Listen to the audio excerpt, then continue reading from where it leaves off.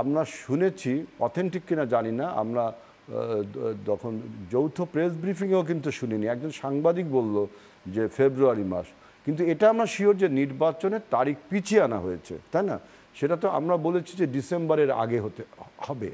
তো সুতরাং তারিখটা নির্বাচন কমিশন ঘোষণা করবে। আবার সোশ্যাল মিডিয়াতে চোখ রাখলে আমরা দেখি 12 তারিখের কথা অনেকেই বলছেন, আমরা জানি না, এগুলো সব স্পেকুলেশন থেকেই বলছে, স্পেকুলেশন থেকেই বলছে। এখন জুলাই চার্টার যেটা বলছেন, জুলাই চার্টারটা কি, যে আমাদের যে 24-এর গণ অভ্যুত্থান, সেই গণ অভ্যুত্থানের সনদ, অর্থাৎ আমরা আগামীতে দেশটাকে কিভাবে দেখতে চাই, কোন পরিপ্রেক্ষিতে জুলাই, কিসের জন্য জুলাই মানে গণ অভ্যুত্থানটা হলো, তাই না? এখন এই সব বিষয়ের ব্যাপারে অনেকের অনেক মতামত থাকতে পারে, যে সংবিধান সংস্কার করতে হবে, প্রশাসন সংস্কার করতে হবে, দেশটাকে এইভাবে চালাতে হবে, দেশের এই ইডিওলজিতে অনেক কথা উঠবে। এই সব কথার মধ্যে যে সমস্ত কথা এক হয়ে যাবে, আমাদের নেতা তারেক রহমান যেটা বলছেন, যেসব কথা এক হয়ে যাবে সমস্ত, সেগুলো আপাতত জুলাই চার্টারে যাবে। আর যেগুলো এক হবে না, সেগুলো আমরা আমাদের নির্বাচনী ম্যানিফেস্টোয় দিব, জনগণ জাজ করবে কোনটা কি, তাই না? আমার একটা প্রোগ্রাম আছে, আপনার একটা প্রোগ্রাম আছে, ইডিওলজি আছে, এটা তো এক হওয়া সম্ভব না কখনো।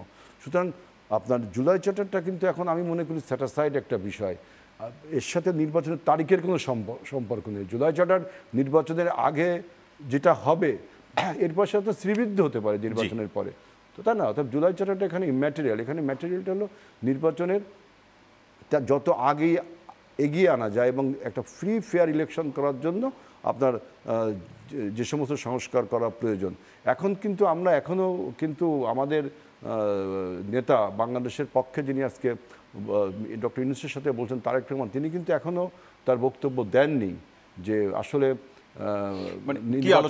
সার্বিক পরিস্থিতি। আমরা যৌথ ব্রিফিংয়ে দেখলাম যে তারা কিছু কিছু কথা বললো যে সংস্কার এবং বিচার এইটা অব্যাহত গতিতে চলবে, আগেও চলতে পারে, পরেও চলতে পারে। এবং নির্বাচনের তারিখ যেটা আমরা বলেছিলাম, ডিসেম্বরের আগে নির্বাচনটা হওয়া উচিত, কারণ ষড়যন্ত্রকারীদের হাত থেকে বাঁচার জন্য। কারণ শুধু দেশীয় ষড়যন্ত্র না, বাইরের দেশেও কিন্তু আমাদের বিপক্ষে ষড়যন্ত্র করে। প্রতিবেশী রাষ্ট্র আমাদের দেশের এই, বিশেষ করে ভারত, আমাদের এই পরিবর্তনকে ভালোভাবে নেয়নি।